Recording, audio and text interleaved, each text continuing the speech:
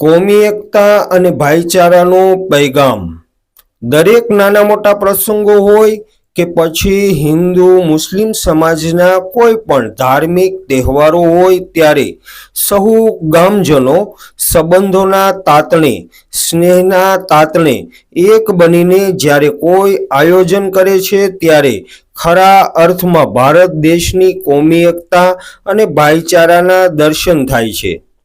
આવો જ એક ધાર્મિક કાર્યક્રમ પૈગંબર સાહેબનો જન્મદિવસ, જેમાં ધાર્મિક તહેવારની સાથે દેશભક્તિ કોમી એકતાનો ત્રિવેણી સંગમ પણ જોવા મળેલો હતો।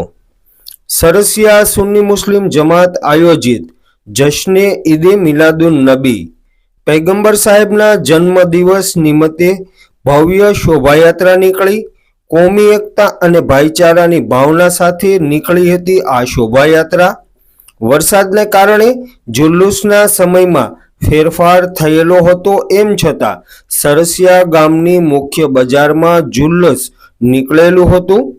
પૈગંબર સાહેબના ગુણગાન, પૈગંબર સાહેબના કસીદાઓ પડતા પડતા નીકળેલ હતું આ જુલુસ।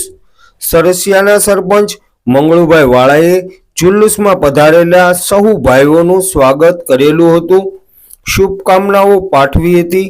આ તકે સરપંચનું પણ ફૂલહારથી સન્માન કરવામાં આવેલું હતું। જુલુસમાં સરપંચ પણ સાથે જોડાયા હતા અને દરગાહ ખાતે ચાદર ચડાવેલી હતી।